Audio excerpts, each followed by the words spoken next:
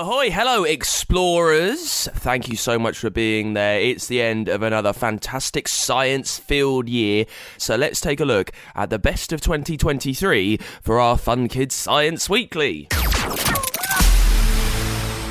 My name is Dan. This is the show where we explore the universe together and we take a look at some of those sneaky bits of science that lurk around, that are always hidden. We uncover those secrets. And this week, we will take a listen to some of the best things that we did over the last 12 months. The best guests that we chatted to, the most amazing things that we found out. And we'll hear from Amy Meek. She is from Kids Against Plastic. You might have heard of those. It's an organisation that are trying to save the world and they want you to be involved with it. And she came on to tell us loads. I always try to be optimistic when it comes to our planet because for me, that's the thing that helps me keep going to try and protect it. Also, you can hear from two incredible geniuses who help put science on the telly. Not just any science, they time travel with Sir David Attenborough.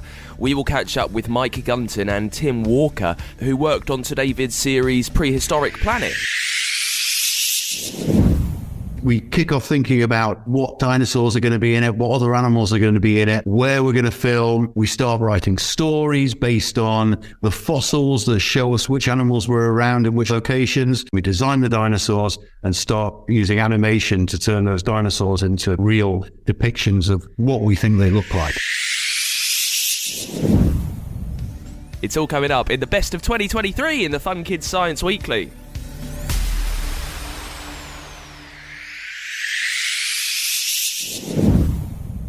Now, halfway through the year, we chatted to someone called Ted Melville, who has really stayed with me. His story. At school, he helped create the first rocket-making club that his school had.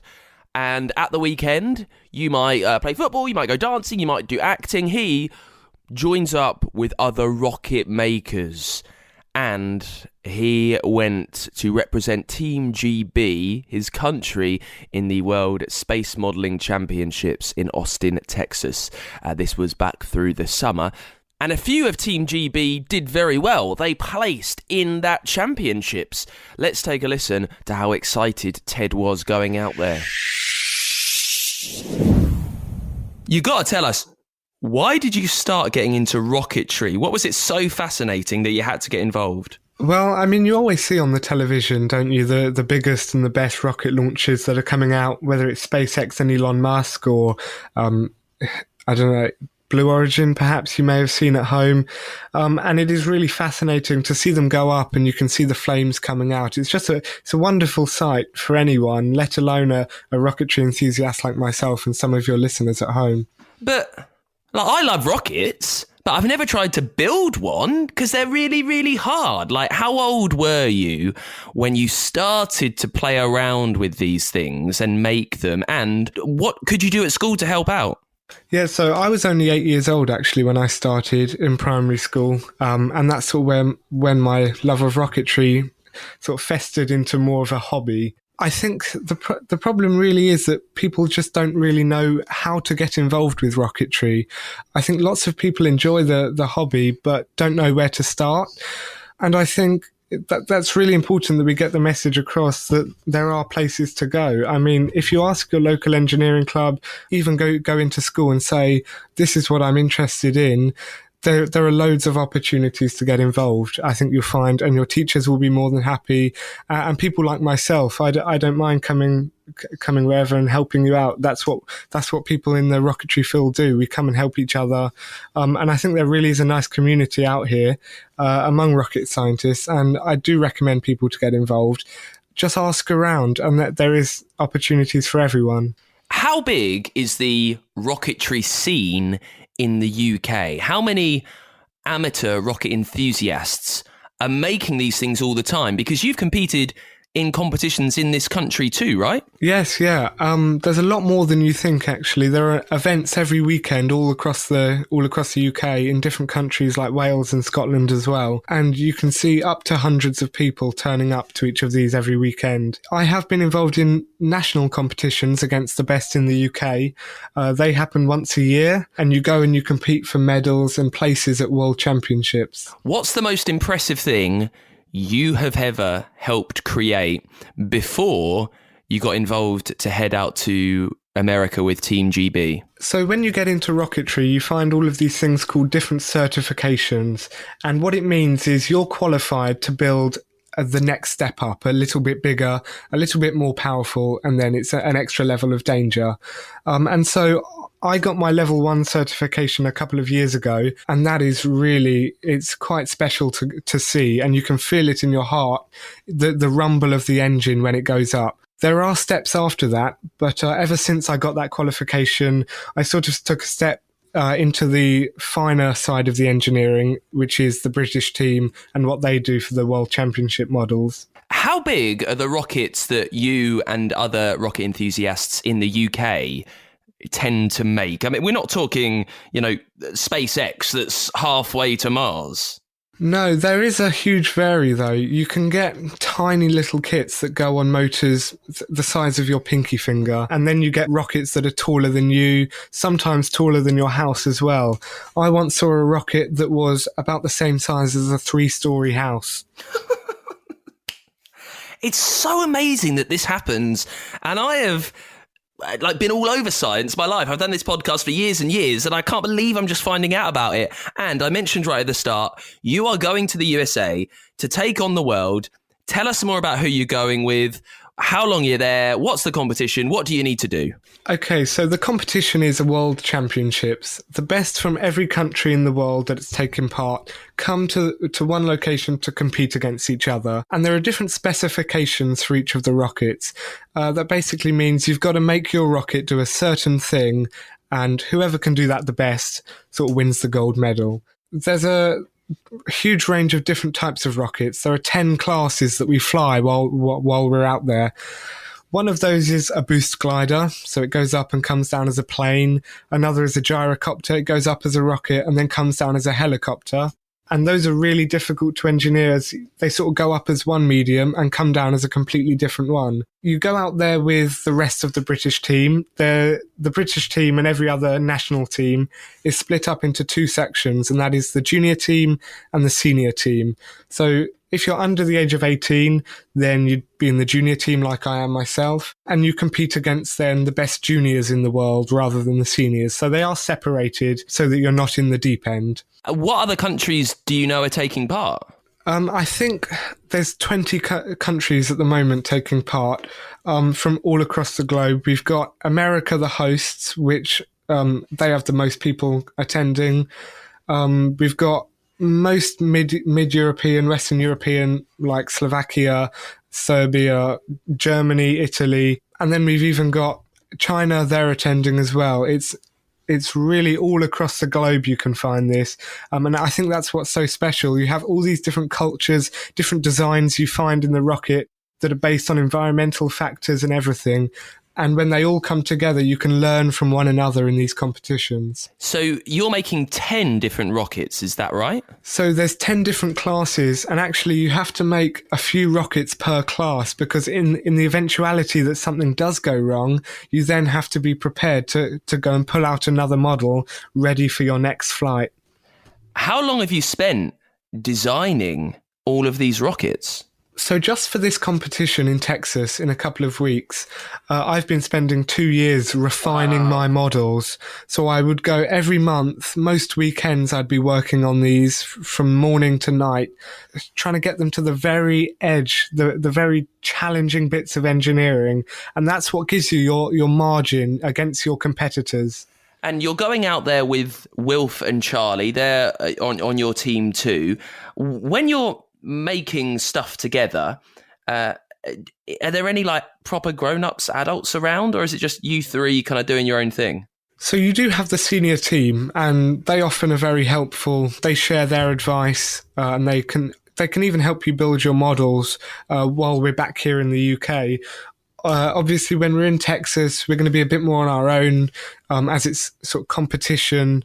You need to know what you're doing for the competition, but there are loads of people back here to help you if you want to get involved. And certainly when I got involved, all of the seniors were very helpful for me. When you go to these competitions, just in the UK, it's less of a competition feeling and more of a weekend. You go out and enjoy. And if you come away with a medal, then that's great. But you do learn from each of the weekends you go. How high are you hoping your rockets get in the sky? So you have classes which have specific altitudes that you have to hit. So one of our models has to reach 1,000 feet. And then if you go over, you lose points. If you go under, you lose points as well. So it's really challenging. You've got to get the exact altitude. There is one class that I came away with a silver medal in not too long ago, and that was an altitude class, which means you've got to get as high as possible. But the catch is they're on the lowest power motors you can find in the world. And so you need to make your model incredibly lightweight, and you have to work on these models for years to refine them, to refine the stability and everything. And those models often go up to, I'd say, about 400 feet, 500 feet. One thing I am worried about is you getting there. Not because I don't trust you in an airport. It's, when I go on holiday with my family, with my mum and dad, like, we're dragging along our luggage and we've got big boxes anyway. Whereas you're taking loads of rockets over there. How are you getting it there? It is really challenging. We have to work out as a team who brings what. Obviously, there's a bit of, can you take this of mine? I don't mind taking, and it's sort of grouping together the stuff that you need to get there. Obviously, some of us are going on separate flights, and at the moment we've got the Heathrow strikes going on. We don't want one flight to be cancelled and then no one can compete. So we've got to split it a little bit. Are you competing separately with Wilf and Charlie, or are you all part of the team? It's part of a team. It's team events. You can obviously win individual medals, but when you go out there, it's just your team, and it's the best team score that you want to get the gold medal. Ted, thank you so much for joining us. Thank you very much. It's been a pleasure. More of the best of 2023 on the way. We'll chat to people who have made programmes with Sir David Attenborough, and also someone who's going to take us up to Mars is coming up. Right now, let's catch up with Techno Mum. She is a techno genius. She knows all about the gadgets that we use every day, why they are there, who made them, what use they have. Let's see what she's up for this week. Techno Mum Fast Files. You get cameras everywhere these days, in phones and on your laptop or tablet. But how do digital cameras make pictures? Let's find out. Say cheese. Light goes into the lens and lands on a small sensor. The sensor is divided into millions of tiny squares, or pixels as they're called. Each little square is a bit like a solar panel. You know that a solar panel takes light and makes it into electricity. Well, the same thing is going on in your camera. As the image hits the sensor, each square gets a different electrical charge depending on the brightness and the colour of the light hitting it. The computer in the camera takes the grid of electrical charges and converts them into a picture. It's recorded as a computer file so it can be accessed as many times as you like and moved around. Different cameras have different amounts of squares. Mega means million, so a 2 megapixel camera has 2 million pixels, or squares, on its sensor. Check to see how many megapixels or millions of squares are in your digital cameras. Techno Mum, with the Institution of Engineering and Technology, advancing and sharing knowledge. One of the things I love most doing this show and chatting to all sorts of guests is when I hear from young people who are making a difference. Someone like you, who's going out there, who's doing their bit, trying to save the world. And earlier this year, we caught up with Amy Meek. She is the co-founder of Kids Against Plastic. They aim to help you learn about environmental issues like plastic pollution and the climate crisis. They've got so much going on online that can help you really make a difference and try and change the world.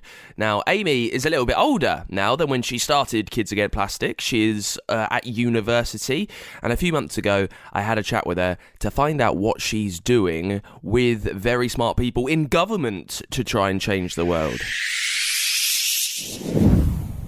Now, Amy, back 3 years ago, we spoke. Kids Against Plastic was a thing, but it was kind of just starting out. You had released a book.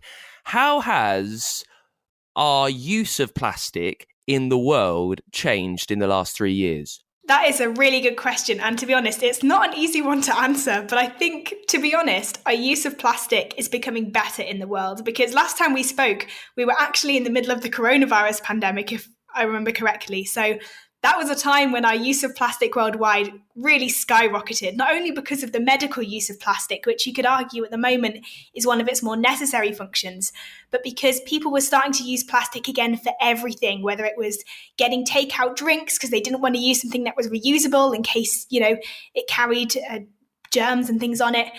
And the really good thing is that now we've come out of the pandemic and people have started to see that actually it is still safe to use things like reusable items. And there's so much awareness of plastic now, even compared to when we first started our charity, that actually worldwide use of plastic, whilst it is still increasing, there's much more awareness and there's much more action, like bans by governments and campaigns being run to try and encourage people to use less, and especially for companies to produce less plastic. It's interesting that this is all happening, but you said that our use of plastic is still going up. Even with all that, how optimistic are you for the future that eventually we can drastically cut single-use plastics down? I think it's not going to be an easy thing to achieve, but I always try to be optimistic when it comes to our planet, because for me, that's the thing that helps me keep going to try and protect it. Because I think if we start going, it's doom and gloom, it's the end of the world, we're not going to manage to tackle this issue that really needs addressing, then, what's the motivation to actually try and do anything about it? Whereas I try and remain realistically optimistic, I think, where I'm not saying this is going to be an easy thing to achieve. There's definitely a long way to go, and we need much more awareness, but also much more action on a large scale from people like governments and companies. But I think that we can do it. And I think there's been so much progress over the last few years that we just really need to keep pushing. And especially as young people, we have such important voices in this fight as well. In the last 3 years, under Kids Against Plastic, you've done some pretty incredible things and had to chat to some pretty important people. How difficult has it been, being young, like being part of Kids Against Plastic, getting these old, quite serious people who might be a bit set in their ways and aren't that focused about the future to kind of take you seriously and listen to what you think? Yeah, definitely. Sometimes it can be quite tricky. I think that when you go into a room full of important people as a young person, sometimes they might not take you as seriously as you hope to be taken. But the thing is, there are so many young people doing work for our environment now that actually it's becoming a much more common to have a young person stand up in a room and say, look, you really need to take action on this issue. And I think that's great to see, because young people have such important voices in this fight, because we really have the urgency to take action on this issue that sometimes is lacked by people in really big positions of power. So we have a hugely important role to go into rooms and kind of shake things up a bit and say, look, we really need to see action now for some of these issues. And even if it can be hard, and even if sometimes you might not be taken seriously, it doesn't mean that it's not important to do, and we really need to keep going with it. And your work with Kids Against Plastic has mean you're now like a voice bigger than just the plastic concern. You're doing all sorts, and you are working with Common Seas at the moment. I know that you did a lot about World Ocean Day a month or so ago. Just tell us about your role there. So Common Seas are an organisation that we've been working with for the last few years as part of Kids Against Plastic, especially around our schools initiative, which is called Plastic Clever Schools. And Plastic Clever Schools is all about helping young people realise what they can do with their teachers and their schools to reduce their plastic usage in a way that's more manageable. So not like saying you've got to jump to being completely plastic free, but actually here are some really small things that you can all get involved in your school and that you as a young person can lead. And so with Common Seas, we've been doing loads of work on this initiative over the last couple of years, and we've had over 700 schools sign up since its relaunch just over a year and a bit ago. And actually for World Oceans Day for Schools this year, as you mentioned, we worked with them to produce a video which was presented by one of our Kids Against Plastic members, who was this 12-year-old field, a girl called Inaya, who did an incredible job. And the video was all about the amazing parts of our ocean and how important it is, the damage that humans are doing to it, but most importantly, what we can all do to try and make an impact on this issue of plastic, or even more widely as well. Now, I know what schools are like, and quite often, if someone kind of puts their head above the rest and does something that's slightly different that maybe not everyone else is doing, it's not always taken really well, right? People can say some quite mean things. Now, just remembering back to when you started Kids Against Plastic, what was that like? How did everyone else that you were around, and schoolmates and other kids that you were with at school, how did they take that? Yeah, to be honest, I'm going to be honest and say it wasn't always easy. Exactly as you said, I think sometimes people just don't fully get why you're doing something, especially if it's something a little bit different, like running a campaign called Kids Against Plastic for the Environment. That's not something that most of our schoolmates will hear about most people doing.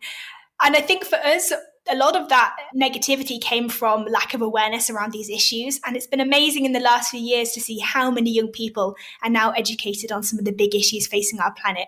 But I think the really important thing to remember, and the thing that we always tried to remember when we first started Kids Against Plastic, is firstly how important what you're doing is, and to not let any negativity stop you. But also remember that even if people at your school don't quite fully get what you're doing, there are so many young people around the world who are completely in your corner and are here to support you, which is exactly why we run Kids Against Plastic, to really create this positive network of young people who can come together and say, look, we all care about this. We all have the same mindset around this. How can we support each other and really make a difference? Now, not everyone listening maybe can start their own campaign, start their own charity.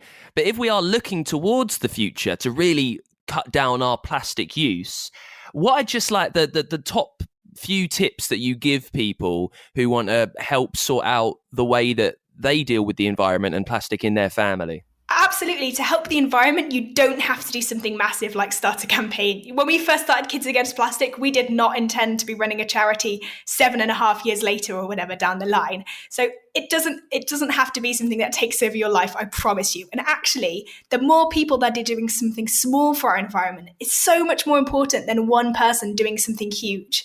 And so I'd say the really great places to start to try and do something to help our planet is firstly, just raise awareness, speak to your family and your school and your friends about what these issues are and what we can all do to help them. And really, I guess, stay positive is my other focus, is don't, pretend that everything's perfect. You don't have to do that, but really just be aware that the impact that you're making and the steps that you're taking are making a difference, even if sometimes it doesn't feel like it. Because some of these issues facing our planet, like plastic pollution, can feel so huge and overwhelming, and it's easy to feel like as one individual, you just can't make a difference, but that couldn't be further from true.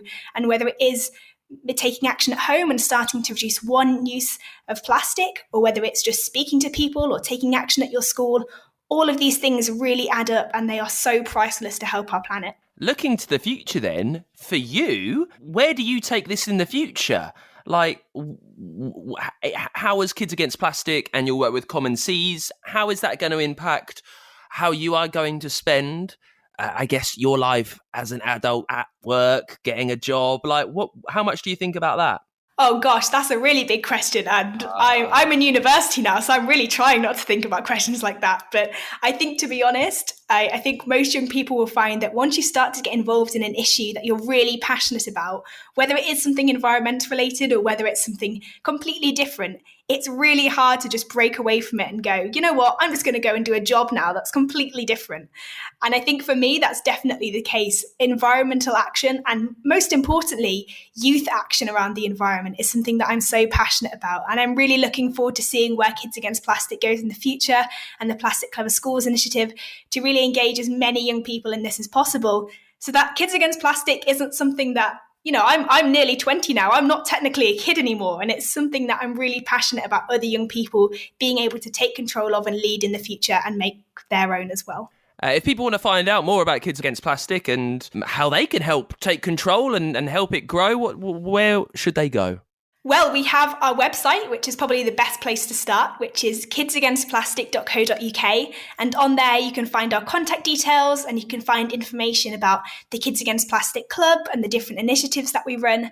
And we also, of course, have the Plastic Clever Schools website, which is plasticcleverschools.co.uk, which is where you can find everything you need to get your school involved in taking action for the environment. Loads to do. Amy and Meek, thank you for joining us. Thank you so much for having me. Now, this year has been a pretty big one looking across space. We've been following the Mars rover. A little while ago, NASA, the American space people, they managed to land a rover on Mars.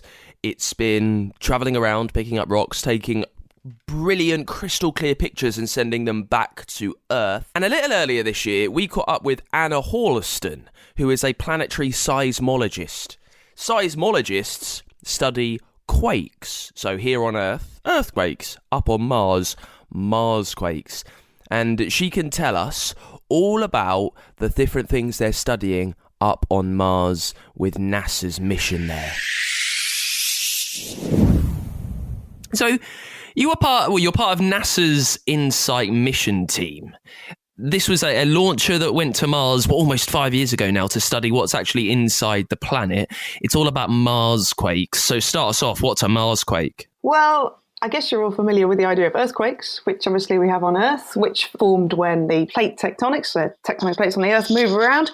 On Mars, we also see Marsquakes. So it's just like an earthquake, but on Mars. So how much do we know about what makes up Mars, what's inside it? Here on Earth, we have the crust, we've got tectonic plates, we've got inner and outer layers, we have the core. How much do we know about that, but up on the red planet? Well, now we know quite a lot. So Mars also has a crust. It's not split into tectonic plates, but there are fault lines on it from old geological activity. So Mars used to be really hot, and there are big volcanoes that are now mostly extinct, and there's big canyons and trenches and all sorts of faults that are still moving.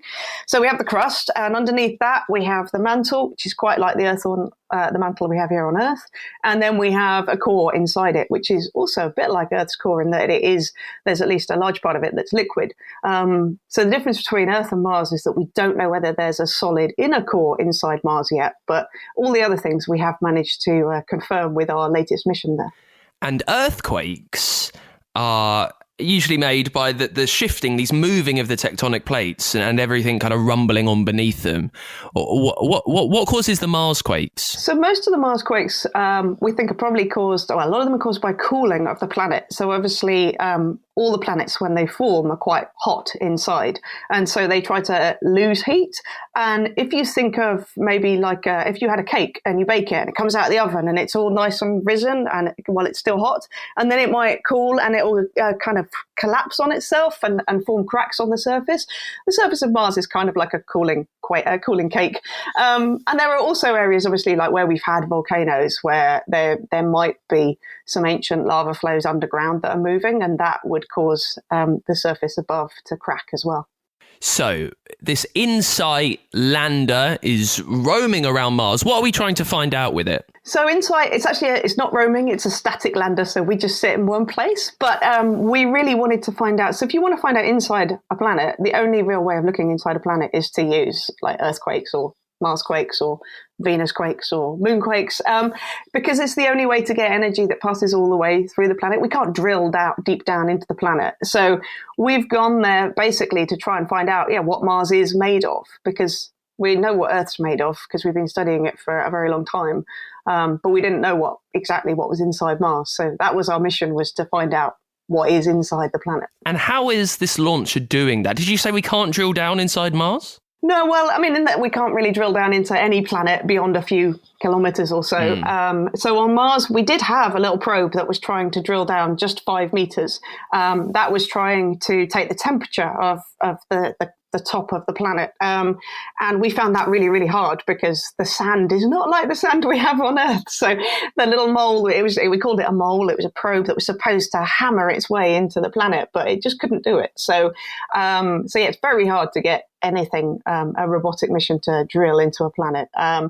But the seismic instrument has been working really, really well. Actually, we did lose power just about 3 weeks ago now, but it was working very well for 4 and a bit years. So what is it doing then? So this launcher there in one place, excuse me, it can't go down. It's judging this seismic activity. How is it doing that? What's the kit? What's it looking at? Okay, so we have what's called a seismometer, and it's put right on the ground on Mars. So our lander had a robotic arm, and it lifted the seismometer from the deck of the lander and put it onto the ground. And it literally measures the vibrations of the ground, just like a seismometer does on Earth. So a seismometer, I don't know whether you might have an app on your phone that can do this. It will literally measure the shaking of whatever it's sat on. So our seismometer is sat on the ground of Mars, and it listens to the way the ground shakes. And often the ground just shakes because there's like wind blowing past, and that shakes everything. Just like you hear the sound of trees being blown around on Earth, but we don't have trees on Mars, but it still shakes the ground. But then also earthquakes. What an earthquake does is it releases a shock wave. If you've ever dropped a stone into a puddle and you see those waves rippling out across the puddle, an earthquake does the same, but to the ground. So it shakes the ground and causes waves to travel all the way through the ground and shaking of the ground. And we can record that. So a Marsquake, an earthquake, wherever we are, we can record it wherever it happened on the planet. And how are Marsquakes telling you what the red planet is actually made of? So we've got a couple of different things. So firstly, we can look at where they've happened, and that can tell us what's happening in those regions. But looking at the deep inside of the planet, if you think of, say, a sound wave, if I hit like a piece of a glass or something, in fact, I could do this right now. I don't know how well this will come across, but if I've got a glass in my hand, and if I flick it, you get a nice ringing noise from it. I hope that came across. Yeah, amazing. Yeah, if I hit something else, so I'm going to hit the back of my phone now. That's a really dull, thunking noise. So you get different sound waves for different things. Everything has a different resonance to it. So by looking at the waves that we've seen that have traveled through Mars, we can tell what the inside of Mars is, because we have an idea of what it might be like. We assume it's like the inside of Earth.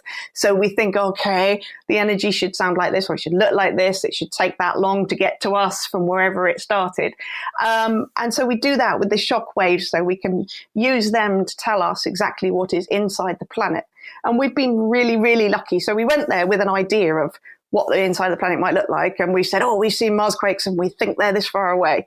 And then for some of them, we've actually seen they've been formed. The quake has happened because of a meteorite hitting Mars. And so we've got an image, a photograph from other satellites that are orbiting the planet that show us exactly where the Marsquakes happened, because they're actually things hitting the planet. And that's exactly where we thought they should have been from our modelling of what we'd recorded. So we know that actually, what we think is inside Mars is pretty much what is inside Mars. So it's been really, really exciting to work on the mission. Here on planet Earth, what we measure, I guess the most famous example of measuring earthquakes, how strong they are, is the Richter scale. That's what a lot of people might know. And the different sizes of earthquakes, the strengths, you get different numbers, and you might not feel them. It might cause utter destruction. What do we use to measure Marsquakes? Is there a similar scale? How much impact does a rumble on the red planet cause? Okay, so we do use a very similar scale. We've actually taken the kind of Richter scale and the scales we use to measure earthquakes, and then we've scaled them to work on Mars, because Mars is a planet half the size of Earth. But so we have our own scales. We call them the Mars magnitude scales, but they do basically the same things. So we've seen most of the quakes are really small. So if you think on Earth, you'd probably hear in the news about maybe a magnitude 6 earthquake. You'd definitely hear about a 7, 8, or a 9. And a 9 is like a really big earthquake. Now on Mars, our Marsquakes are much smaller. So they're mostly like 1 or 2 or 3 on that scale. We've got a couple that are 4, and we've got one that's like 4.6. So that's the kind of quake that you would feel on Earth. A magnitude 4, you would feel if you were close by to it. But the little 1s and 2s, you'd only feel it if it was really like in your neighborhood, basically. So they're really small little quakes, but our seismometer is so sensitive that we can pick them up from half a planet away on Mars. Now, this is a I guess all of science, whatever anyone does on science, we're finding things out because we can. There seems to be a lot going on here on Earth at the moment. There are a lot of problems, some might argue, with our planet. So the question now is, I guess what it comes across as quite abrupt, and I apologise, but what's the point in all this, Anna? Why are we trying to find out so much about Mars at the moment? That's a really good question, and I often wonder myself why we spend so much on going to space. There are a couple of reasons. Mars has always fascinated us, and science as just fascination, evolution, it drives so many things. The space race and all the things we did when trying to get humans to the moon back in the 60s, and even now trying to get humans back to the moon as NASA are trying to do. All of these missions advance our technologies and produce things that we use here on Earth. But Mars in particular, we're just fascinated with it. From a science point of view, knowing what happens inside another planet will help us know what might happen inside Earth in the long term, because Earth is it formed in a very similar way, we think, to Mars, but had a slightly different history along the way, which is why Mars is half the size of Earth. There are lots of things that have happened there, but the way Mars is now is the way Earth might end up being. So in terms of scientific understanding of how our planet might work, that's one reason we do it. I think the biggest reason is just that we really want to go and explore places. We do it because we can. Thank you so much, Dr. Anna Horleston, Planetary Seismologist. What a treat. It's been a joy. Thank you, Anna. In just a second, we will take a look at one of the best science programmes of the year. The two brilliant genius directors and producers who managed to help Sir David Attenborough take you back in time millions of years. Right now, let's take a look, well, inside you, inside your gut. With N&G, they are our microbe friends. They're always there, burrowing away, breaking down food, keeping you healthy, but also helping you make very big choices, seeing what's right and what's wrong with ethical dilemmas. You're right, Benny here. And I'm Mal. As you know, me and Benny have been having lots of fun imagining all the cool ways we could change our bodies. And it turns out you lot have been doing the same. That's right. Now, different people will look at things in different ways. Some may think, that's brilliant. Others, though, may well be a little more unsure. Yeah, I was getting to that. OK, right, against the clock. Who's on the line today? Hello, my name is Lucas. I'd like to improve my eyesight so I could zoom in on things really far away and even have X-ray vision when I needed it. Brilliant idea. How cool would that be? How can we possibly find any cons for that? It would be a really helpful way of finding lost things. Nice pro there. And doctors could use their X-ray vision to find out what is wrong with you instead of having to operate or use harmful radiation. There's another pro. Pros all the way so far. But how would you like it if someone used the X-ray vision to see right through your clothes? What do you think? Well, I don't know. Maybe it wouldn't bother you. Yes, it would bother me. I wouldn't want anyone to see me without any clothes. And people with X-ray vision might be able to see what birthday presents I'm wrapping up. Privacy is important. So for me, that's a big... It's a brain-busting body bamboozler for sure. Sure is. Catch you next time. Brain-teasing fast files with Benny and Mal, with support from the Nuffield Council on Bioethics. Find out more at funkidslive.com/Benny and Mal. Before we finish up for another brilliant year of the Fun Kids Science Weekly, let's take a listen to one of my favourite chats from 2023 when I caught up with Mike, Gunton and Tim Walker. They worked on a brand new Apple TV Plus show called Prehistoric Planet. It was with Sir David Attenborough, and using state-of-the-art technology, incredibly smart computers, they helped you travel back through time. Tim, let me just start by asking, what's the time frame for making something like this? It seems like such a mind-bogglingly long and huge process. When do you have the first idea? And then what happens next before we see it on screen? The first idea for this came from the guy sat to my right, Mike. He had the idea over 11, 12 years ago when he was making another series. It then took a long time to get all the people in the right place, to join up with Apple TV Plus and to get everything going. And we started the production 4.5 years ago. We kick off thinking about what dinosaurs are going to be in it, what other animals are going to be in it, where we're going to film. We start writing stories based on the fossils that show us which animals were around in which locations. And then we think about what other characters we want to bring in. And then we start the filming process. We go and film real world backplace. That's the beautiful scenery you see in the background. And then the real hardcore work starts when we design the dinosaurs and start using animation to turn those dinosaurs into real depictions of what we think they look like. So the whole thing, about 4.5 years, but Mike got the idea over 12 years ago. Tim, you mentioned hard work there, and I did notice that at the start when you put some of the responsibility on Mike. Mike, you had your head in your hands at one point. So just tell us, what are some of the problems and the monumental challenges that face making a project of this sheer size? It's such a big endeavour that we see.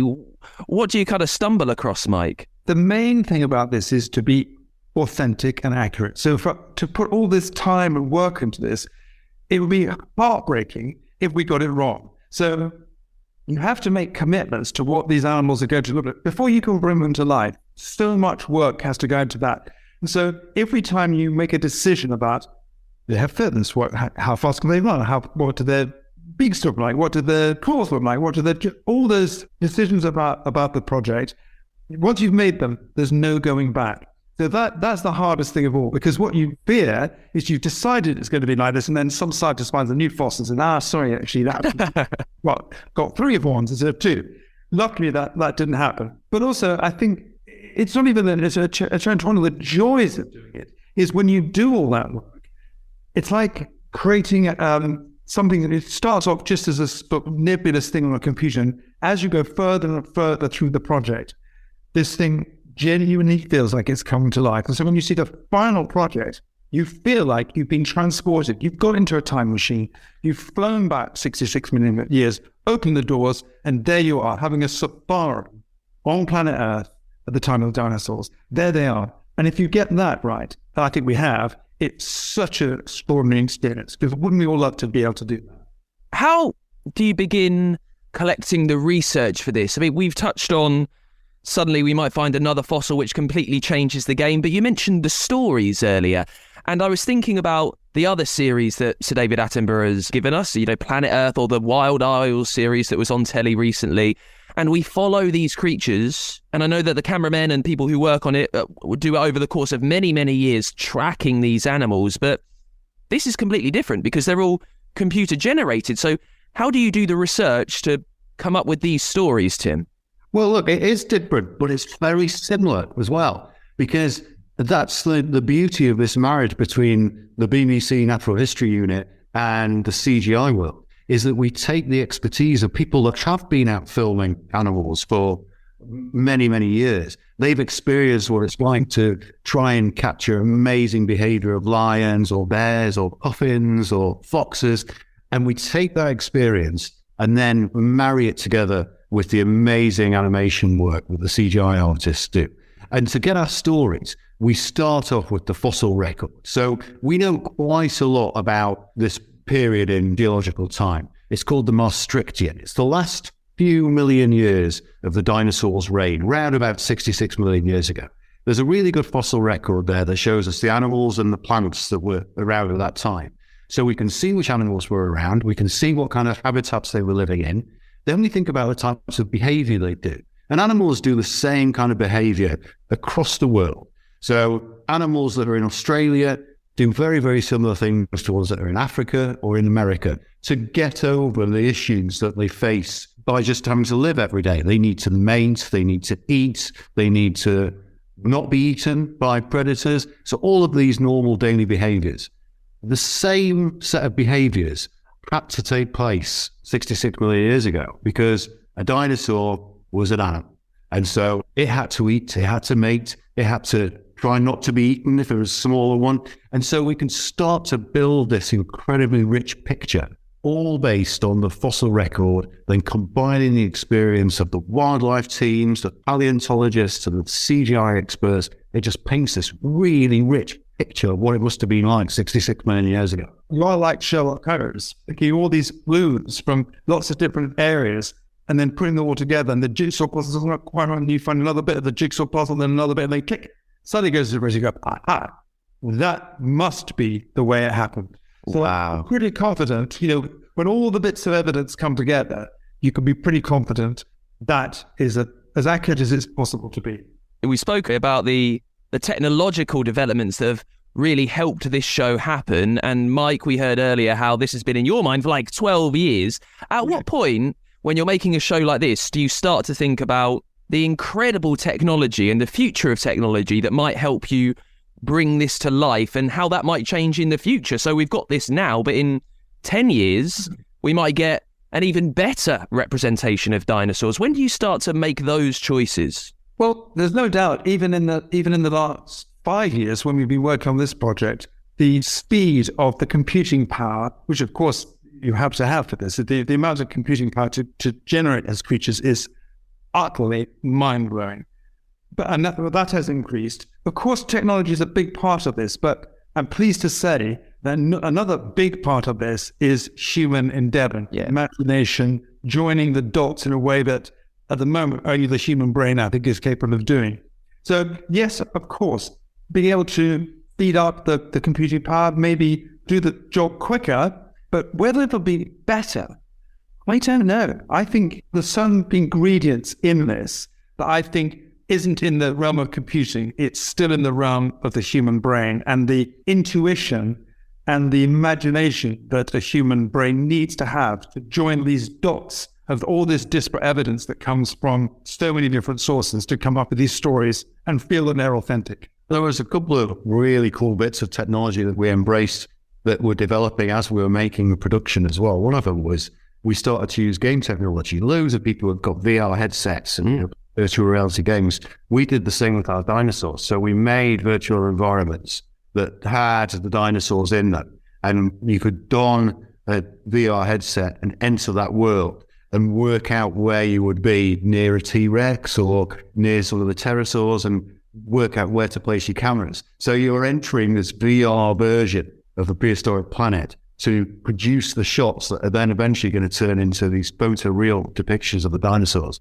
I still think the intuition still comes from that scientific, it comes from experience, it comes from physical experience. One of the reasons why I think this series feels and looks the way it does, as Tim has said, we are wildlife filmmakers, so we're used to filming animals. We know when it feels right what animals are doing. And I think that's unique because I think most people who've tried to enter this world in the past perhaps haven't had that experience. You can't buy that. You can only get that by doing it. You have to have done this thing. David Attenborough was involved in this series, as you know, and he's been doing this for 75 years.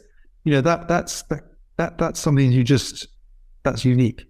Well, let's lastly just speak about Sir David Attenborough. He has brought us so many fantastic programs over the last 75 years, as you mentioned, opened so many people's eyes to the world around us in ways that have never been done before. And this new one is game-changing. It would seem to me he only puts his name on something that has to be the best of the best. It's the seal of approval. How inspirational is that for you and for filmmakers working with someone who it needs to be great. It needs to be fantastic. You can't let, I'll use the cliche national treasure, but you can't let Sir David Attenborough down. Well, you've hit the nail on the head. It's exactly right. That is exactly right. The self-pressure to do your best work because you're working with the best. And so you don't want to let yourself down. You don't want to let him down. Also, he's still, he's got an incredible TV program. And yet he gives great, what we call notes, pointers about what he thinks it should be like. And that's still incredibly valuable. He's got such a wonderful sense of what makes great TV. And working with him on this project was the vital ingredient for its feel. It wouldn't feel like it does without his voice on it. The authority and the pleasure you get from hearing him tell these stories. It's the final cherry on top of the cake when he not only gives a seal of approval, but when he does his voice recording for it, it's like hearing the best storyteller read you a bedtime story about dinosaurs. Wow. Well, if you're listening to this and you love dinosaurs, and why wouldn't you, and you want to time travel, watching this show, it's the new Prehistoric Planet. It's just doing it in a way that you would never experience before. It's all the brilliant work of Mike Gunton, Tim Walker. Thank you so much for joining us. Thanks. Been a pleasure.